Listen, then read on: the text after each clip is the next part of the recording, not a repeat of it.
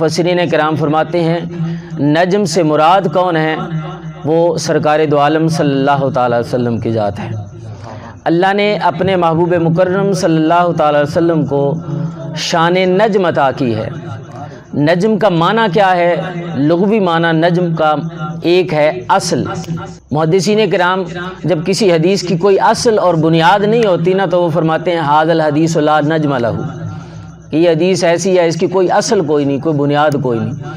تو نجم کا ایک معنی ہے اصل اور بنیاد۔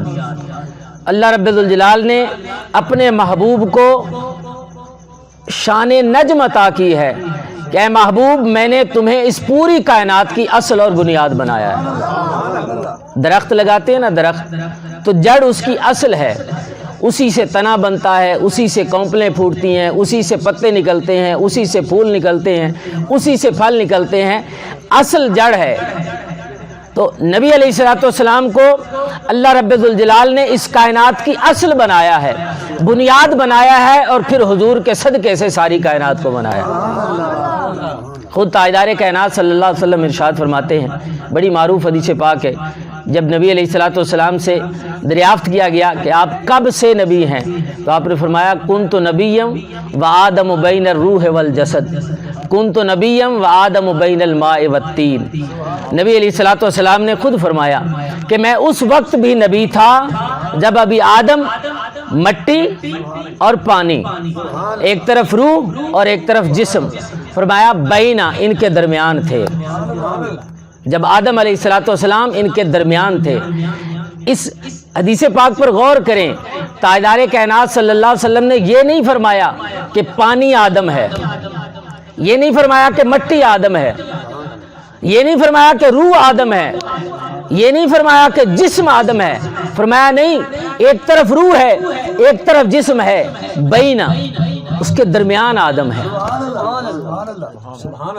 مٹی اور پانی کے درمیان، روح اور جسم کے درمیان۔ حدیث پاک میں نبی علیہ الصلوۃ والسلام کی عظمت سمجھ آتی ہے۔ حضور فرماتے ہیں کہ میری حقیقت کی خبر جو ہے کس کو ہو سکتی ہے، میری حقیقتوں کو کون سمجھ سکتا ہے؟ جاؤ پہلے آدم کی حقیقت کو سمجھو، جو آدم کی حقیقت کو نہیں سمجھ سکتا مصطفیٰ کی حقیقت کو کون سمجھ سکتا؟ بینہ کا لفظ ہے، اس کا معنی ہے درمیان۔ فرمایا کنت نبیم و آدم، اور آدم بینا درمیان تھے پانی اور مٹی کے، روح اور جسم کے۔ نہ اس کو آدم کہا نہ اس کو آدم کہا، کہا آدم درمیان میں ہے۔ آدم کی حقیقت کو نہیں پا سکتے ہو، مصطفیٰ کی حقیقت کو کہاں پا سکتے ہو؟ فرمایا میں اس وقت سے نبی تھا، ابتدا سے ہوں۔ اور پھر فرمایا اول ما خلق اللہ نوری، اللہ نے سب سے پہلے میرے نور کو تخلیق فرمایا۔ اور وہ حضرت جابر رضی اللہ تعالیٰ عنہ والی تو حدیث پاک مشہور ہے، اب جانتے ہیں کہ نبی علیہ الصلوۃ والسلام نے فرمایا کہ اللہ تبارک و تعالیٰ نے سب سے پہلے اے جابر تیرے نبی کے نور کو اپنے نور سے پیدا فرمایا۔ آج بد نصیب لوگ جو ہے، نبی علیہ الصلوۃ والسلام کی بشریت حق ہے، اس میں کوئی انکار نہیں، جو حضور کی بشریت کا انکار کر دے سراسر وہ قرآن کا منکر ہے۔ قرآن میں ثابت ہے حضور کی بشریت حق ہے، لیکن وہ ایسے بشر نہیں ہے جیسے ہم ہیں، ان کی بشریت بھی بے مثل و بے مثال ہے۔ تو فرمایا سب سے پہلے اللہ نے میرے نور کو پیدا کیا ہے اپنے نور سے۔ بشر کی رٹ لگانے والے ذرا قرآن و حدیث کا مطالعہ تو کریں، انتہائی توجہ طلب بات ہے، یہ اس کو پلے سے باندھ لیں۔ اب پورے قرآن کو پڑھ جائیں الحمد سے لے کر والناس تک، پورے قرآن میں 4 ذاتیں ایسی ہیں جن کا ذکر ہے جنہوں نے انبیاء کو بشر کہا ہے۔ 4 ذاتیں ہیں، ایک ذات خدا ہے جس نے انبیاء کو بشر کہا ہے، انی خالقم بشرا من طین، کہ میں بشر مٹی سے بشر بنانے والا۔ ایک خدا ہے خود خالق کائنات، اس نے انبیاء کو بشر کہا ہے۔ دوسرے خود ذات انبیاء جو ہیں انہوں نے اپنے آپ کو، نبی علیہ الصلوۃ والسلام نے خود اپنے آپ کو بشر کہا، قل انما انا بشر مثلکم۔ تیسری ذات، تیسرے کون ہیں؟ تیسرے کفار ہیں جنہوں نے انبیاء کو بشر کہا ہے۔ اور چوتھی ذات جس کا تذکرہ ہے جس نے نبیوں کو بشر کہا وہ شیطان کی ذات ہے۔ یہ 4 ذاتیں ہیں جن کا تذکرہ ہے پورے قرآن میں کہ جنہوں نے انبیاء کو بشر کہا ہے۔ اب آج جو بشر کی رٹ لگاتے ہیں نا، وہ ذرا اپنا تعارف تو کروائیں کہ خدا تم ہو نہیں سکتے، खुदा तुम हो नहीं सकते कि नबी को बशर कहो, और नबी नबूवत का सिलसिला मुस्तफ़ा पे ख़त्म है, वो भी तुम नहीं हो सकते कि नबी को बशर कहो। अब दो ही बाकी बचे हैं, या काफिर हैं या शैतान है, दोनों की नस्लें चली हैं, तुम अपना तारुफ करवाओ किसकी नस्ल से हो। अंबिया को बशर कहो, अंबिया को बशर के वो हैं किस नस्ल से, ये दो ही तो बचे। बहरहाल अल्लाह रब्बुल जलाल ने सबसे पहले अपने महबूब अलैहिस्सलाम के नूर को अपने नूर से पैदा फरमाया, और फिर जब तक उस बेनियाज रब ने चाहा, उस नूर ने जो है उसकी कुदरत से सैर की, जहाँ उसने चाहा उसने सैर की। फिर जब खालिक के कायनात ने इस कायनात को तख्लीक फरमाने का इरादा फरमाया, तो उस नूर को अल्लाह रब्बुल जलाल ने तकसीम फरमाया, 4 अज्जा में उसको तकसीम कर दिया। पहले जुज से खालिक के कायनात ने हमलतल अर्श, अर्श को उठाने वाले फरिश्तों को तख्लीक फरमाया, अर्श को उठाने वाले फरिश्तों को, व मिनस्सानी अल कुर्सी, और दूसरे जुज से अल्लाह रब्बुल जलाल ने कुर्सी को तख्लीक फरमाया, और व मिनस्साले से, और तीसरे जुज से बाकिल मलाइका, बाकी फरिश्तों को तख्लीक फरमाया। ज़रा गौर कीजिए इन कलिमात पे। अल्लाह रब्बुल जलाल ने फरिश्तों को पैदा किया, कहाँ से? अपने महबूब के नूर से, अपने महबूब के नूर को अपने नूर से पैदा किया। ये आज जदीद इंसाइक्लोपीडिया वाले वो भी जब इस कायनात की तख्लीक पर गुफ्तगू करते हैं ना, तो वो भी इस बात के मोतरिफ हैं कि वो कहते हैं the first creation who was created was a light, कि जो पहली शय इस कायनात की तख्लीक में बुनियाद बनी है, जो बनाई गई है, वो एक लाइट थी, एक रोशनी थी। ये आज जदीद इंसाइक्लोपीडिया वाले जिसको फर्स्ट लाइट का नाम देते हैं, वो ही नूर मुस्तफ़ा था। तो अल्लाह ताला ने उससे फिर आगे तख्लीक का अमल जो है वो स्टार्ट फरमाया, वो शुरू हुआ। तो ये फरिश्ते बने हैं, नबी अलैहिस्सलाम के नूर का एक जुज़ हैं, एक जुज़ हैं। जिब्रील अमीन फरिश्तों के सरदार हैं। पावर कितनी है? ये इस ज़मीन से लेकर पहले आसमान तक मोहतात रिवायत के मुताबिक 500 साल की मुसाफत है, और ये 500 साल हमारे ये जो दिन रात और 24 घंटों के एतबार से ये भी मुराद नहीं है। 500 साल नूरी हैं कि लाइट, रोशनी जितनी रफ्तार से सफ़र करती है ना, उस एतबार से ये 500 साल मुराद है। उस एतबार से ज़मीन से पहले आसमान तक 500 साल की मुसाफत है, फिर पहले आसमान से दूसरे आसमान तक 500 साल की मुसाफत है, फिर दूसरे से तीसरे तक 500 साल की मुसाफत, तीसरे से चौथे, चौथे से पाँचवें, 7 आसमानों के दरमियान 500 साल की मुसाफत है, और 7वें आसमान से फिर सिदरतुल मुंतहा का जो फासला है वो 500 साल का है। ये कमोबेश 40 का फिगर बनता है। इतनी लंबी मुसाफत है। जिब्रील की पावर कितनी है कि वहां से आने वाहिद में चाहे तो जमीन पे आ जाता है, यहां से फिर वापस पलट जाता है। जो एक कतरा है, जो एक जर्रा है, एक हिस्सा है मुस्तफा के नूर का, अगर उसकी ये पावर है तो खुद नूर वाले की पावर का आलम क्या होगा। एक जुज की पावर ये है तो फिर कुल की पावर का आलम क्या होगा। मलकुल मौत इज़राइल अलैहिस्सलाम, अल्लाह रब्बुल जलाल ने उनको कितनी कुदरत दी है कि बैक वक्त एक ही लम्हे में इस कायनात में कितनी जगहों पे मुख्तलिफ मकामात पर लोगों की रूह कब्ज़ होती है। लोग फौत होते हैं, मर जाते हैं, रूह कब्ज़ होती है। ये ड्यूटी किसी की है, किसी और की नहीं है, सिर्फ हज़रत इज़राइल अलैहिस्सलाम की है ये ड्यूटी। तो ये कुदरत उनको किसने दी है? उस मालिक ने दी है ना, कि आने वाहिद में एक ही लम्हे में कायनात के जिस कोने में चाहे पहुंच जाते हैं। पर इज़राइल की हकीकत तो देखो क्या है, मेरे मुस्तफ़ा के नूर का एक हिस्सा है, जो हुजूर के नूर का एक जुज़ है, वो उसका जुज़ है। अगर जुज़ की ये पावर है कि एक लम्हे में कायनात के किसी गोशे में जा सकता है, खुद जो है कुल की आलम का होगा, कुल की पावर कितनी होगी। क्या उन्हें इख्तियार नहीं है कि आने वाहिद में एक ही लम्हे में अपने हर गुलाम तक पहुंच जाएं।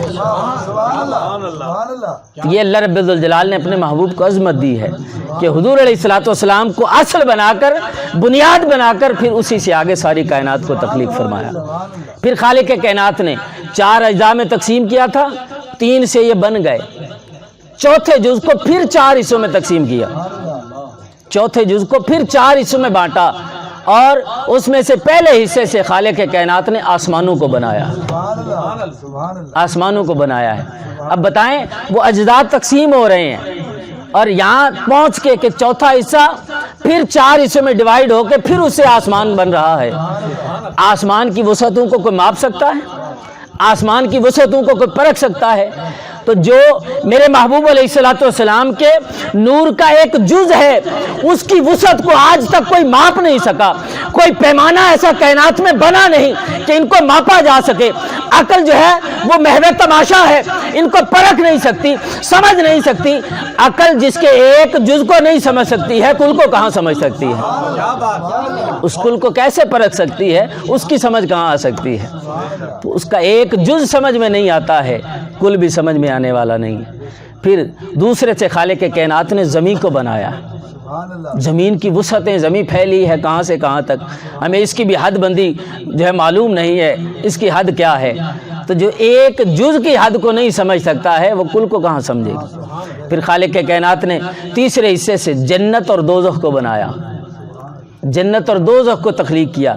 آج ہماری طلب کی انتہا ہو جاتی ہے جنت پہ، جنت پہ ہماری طلب کی انتہا ہو جاتی ہے کہ بس جنت مل جائے۔ یہ جنت اور دوزخ، جنت کی وسعتیں کون سمجھ سکتا ہے؟ روایات میں آتا ہے کہ جنت میں جو آخری جنتی جائے گا، آخر میں سب سے آخر میں جو جنت میں جائے گا، اس کو جو پراپرٹی کہہ لیں، اس کی جو الاٹ ہونی ہے، اس کو جنت میں جو حصہ ملنا ہے وہ اتنا ہوگا کہ دنیا و مافیا میں جو کچھ ہے وہ اس میں سما دے تو سما جائے گا۔ آخری جنتی جو جنت میں جائے گا اس کو اتنا حصہ ملنا ہے۔ تو خود جنت کی پھر وسعتیں اس کو کون پرکھ سکتا ہے؟ اس کو کون سمجھ سکتا ہے؟ تو یہ جنت ہے کیا؟ حضور کے نور کا ایک جز ہے، جس کے جز کی وسعت اتنی ہے، کل کی وسعتوں کا عالم کیا ہوگا؟ تو جنت اور دوزخ کو بنا دیا۔ اسی طرح پھر خالق کائنات نے شمس و قمر کو بنایا۔ سورج کتنی دور ہے، یہ کم و بیش چاند جو ہے 2.5 لاکھ میل کے فاصلے پہ ہے، وہاں چمکتا ہے تو کائنات کا کوئی ذرہ بچتا نہیں جس کو نور نہ دے، جس تک اس کا فیض نہ پہنچے۔ وہ ایک جز ہے مصطفیٰ کریم صلی اللہ علیہ وسلم کے نور کا، جس کے ایک جز کی پاور اتنی ہے کہ کائنات کے ہر گوشے میں اپنی روشنی پہنچا دیتا ہے۔ اس کل کی روشنی کا عالم کیا ہو؟ وہ وہاں اتنی دور کھڑا ہو کے کائنات کے ذرے ذرے کو اگر روشن کر سکتا ہے تو مصطفیٰ اپنے گنبد خضرا میں جلوہ گر ہو کے کائنات کے گوشے گوشے کو روشن کر سکتے ہیں۔ رب ذوالجلال نے اپنے محبوب مکرم صلی اللہ علیہ وسلم کو اس پوری کائنات کی یوں اصل بنا دیا ہے کہ کائنات ساری کی ساری جو ہے وہ بعد میں ہے، صدقہ کملی والے آقا کریم صلی اللہ علیہ وسلم کا تخلیق ہوئی ہے، اور حضور علیہ الصلوۃ والسلام اول ہیں۔ ان کو بنیاد بنایا ہے، ان کو ابتدا بنایا ہے۔ اور پھر نبی علیہ الصلوۃ والسلام کو جو بنیاد بنایا، ابتدا بنا دیا، نبی علیہ الصلوۃ والسلام کی شان اللہ رب الجلال نے اس انداز سے واضح فرمائی ہے کہ آپ اول ہیں، ساری کائنات بعد میں ہے، جو پہلے ہے اس جیسا پھر کوئی اور پہلے تھا ہی نہیں۔ وقت کی تو کوئی جو ہے قید، وقت اور جو صورتحال وقت کی ہے کہ وقت کا کوئی پیمانہ صبح شام دن رات، یہ وقت کچھ تھا ہی نہیں جب یہ، مگر اگر یہ الفاظ یہ سارے جتنے بھی آج ہم بولتے ہیں اور کسی چیز کو جو ہے فرض کر لیتے ہیں، ان کا بھی وجود نہیں بنا تھا، اس وقت بھی جو ہے نبی علیہ الصلوۃ والسلام کی شخصیت موجود تھی، اس وقت بھی حضور موجود تھے۔ تو کسی بھی شے کی جو ہے تخلیق نبی علیہ الصلوۃ والسلام کے وجود کے بغیر ممکن نہ ہوئی۔ حضور علیہ الصلوۃ والسلام کے صدقے اللہ رب الجلال نے ساری کائنات کو تخلیق فرمایا، حضور علیہ الصلوۃ والسلام کو اول بنایا۔ قلندر لاہوری نے کہا، نگاہ عشق و مستی میں وہی اول وہی آخر، وہی فرقاں وہی یاسین وہی طٰہٰ۔ حضور علیہ الصلوۃ والسلام ہی اول ہیں، وہی آخر ہیں۔ یہ حضور علیہ الصلوۃ والسلام کی عظمت ہے، یہ شان ہے کہ آپ کو بنیاد بنایا ہے۔ تو پھر حضور کے صدقے جو باقی چیزیں بنی ہیں ان کو ایک ایک کو دیکھتے چلے جائیں، یہ ساری کی ساری ان کی جتنی بھی وسعتیں ہوں گی، ان کی جتنی بھی شان و عظمت ہوگی، وہ ساری کی ساری جو ہے حضور کے صدقے سے۔ تو جو جس کے صدقے سے بنی ہے اس کی عظمتوں کو اگر کوئی نہیں سمجھ سکتا ہے تو پھر نبی علیہ الصلوۃ والسلام کی عظمتوں تک تو پہنچ کوئی نہیں سکتا، وہاں تک کوئی نہیں پہنچ سکتا ہے۔ حضور علیہ الصلوۃ والسلام کو اللہ رب الجلال نے شان نجم عطا فرمائی ہے، بنیاد بنا دیا ہے۔ اللہ رب الجلال نے قرآن کریم میں ارشاد فرمایا، وَرَفَعْنَا لَكَ ذِكْرَكَ، اے محبوب میں نے آپ کی خاطر آپ کے ذکر کو بلند کیا. اب ذکر کس طرح بلند کیا کہ بنیاد بنا دیا ادھر، پھر باقی کائنات ساری بعد میں رکھ دی کہ وہ کائنات جتنی پھیلتی چلی جائے گی اے میرے محبوب وہ تیرے صدقے سے پھیل رہی ہوگی، تیری وجہ سے اور تیرے وجود کے صدقے سے پھیل رہی ہے. جب تک کائنات پھیلتی رہے گی ساتھ محبوب تو بھی جائے گا، تیرا ذکر ساتھ ساتھ چلتا جائے گا، اس لیے تیرا ذکر جو ہے وہ سب سے بلند ہے. تجھے بنیاد میں رکھا ہے، باقی سارا کچھ بعد میں رکھا ہے. جس طرح کائنات کا ذکر پھیلتا جائے گا، کائنات ساری جو ہے وہ بنتی چلی جائے گی، اے محبوب ساتھ ساتھ آپ کا ذکر ہوتا چلا جائے گا، آپ کے ذکر کو یوں رفعت ملتی چلی جائے گی. تو اللہ رب الجلال نے اپنے محبوب کو عظمت دی، ہم ان کی عظمتوں کو مانتے ہیں، ان کی عظمتوں کو تسلیم کرتے ہیں، یہ عقیدہ رکھتے ہیں. لیکن ان کی عظمتوں کو ماننا صرف اس پہلو سے اگر ہم دیکھیں کہ صرف خالی ان کی عظمتوں کو بیان کر لیا، سن لیا، محبت دل میں پیدا کر لی اور یہیں تک بات ختم ہو گئی، یہ ہماری جو ہے وہ خوش فہمی بھی ہے اور غلط فہمی بھی ہے. ہم نے اپنے آپ کو جو حقیقی حضور علیہ الصلوۃ والسلام کی غلامی، حقیقی محبت ہے وہاں تک لے کر نہیں آئے ہیں. نبی علیہ الصلوۃ والسلام کی سچی محبت حقیقت میں تب پیدا ہوگی جب نبی علیہ الصلوۃ والسلام کی ساری عظمتوں کو سمجھ کر اس بات کو مان جائیں گے کہ یہ ہستی اس لائق ہے کہ جو اس نے کہا ہے اس کو تسلیم کر لیا جائے، اپنی گردن جھکا دی جائے. عقل قرباں کن بپیش مصطفیٰ، جب حضور کی بات آ جائے تو پھر اپنی عقل سے سوچنا ہی کوئی نہیں، اپنی عقل کو وہاں دخل ہی کوئی نہیں ہے. اسی لیے تو اللہ رب الجلال نے فرمایا نا، قل ان کنتم تحبون اللہ فاتبعونی یحببکم اللہ. محبوب اپنے غلاموں سے کہہ دو، میرے بندوں سے کہہ دو، اگر یہ مجھ سے محبت کرنے والا بننا چاہتے ہیں، مجھ سے پیار کرنے والا بننا چاہتے ہیں تو پھر کریں کیا؟ فاتبعونی، محبوب تیری اتباع کریں، تیری پیروی کریں. یہ اتباع، یہ اتبعونی کا جو لفظ ہے عربی کا ایک اصول ہے کہ جو لفظ کثیر الاستعمال ہو، کثیر الاستعمال زیادہ استعمال ہونے والا، وہ عام فہم ہو جاتا ہے، آسانی سے سمجھ میں آ جاتا ہے. اس کو چھوڑ کر اس کی جگہ اس کا ہم معنی لفظ جو قلیل الاستعمال ہو، تھوڑا استعمال ہونے والا ہو، اس کو اگر استعمال کیا جائے تو اس کی خاص وجہ ہوتی ہے. اور وہ وجہ کیا ہے؟ وجہ یہ ہے اللہ رب الجلال نے اطیعونی کا لفظ نہیں ارشاد فرمایا، وہ عام فہم ہے، اس کا آسانی سے سمجھ آ جاتی ہے ہر ایک کو. یہ نہیں فرمایا اطیعونی. اطیعونی کا مطلب یہ ہے کہ اطیعوا اللہ و اطیعوا الرسول، اللہ اور اس کے رسول صلی اللہ علیہ وسلم نے جو حکم دیا تمہیں اس کی پیروی کرو. جو کہا ہے یعنی جو بات تمہارے عقل اور شعور پہ دستک دے وہ اس کو مان جائے تو اس کو تسلیم کرو. لیکن اتبعونی کا معنی یہ ہے کہ جب مصطفیٰ کہہ دیں تو پھر تمہیں عقل استعمال کرنے کی اجازت ہی نہیں ہے، جو مصطفیٰ نے کہا ہے اس کو تسلیم کرنا ہے، اس پر عمل کرنا ہے.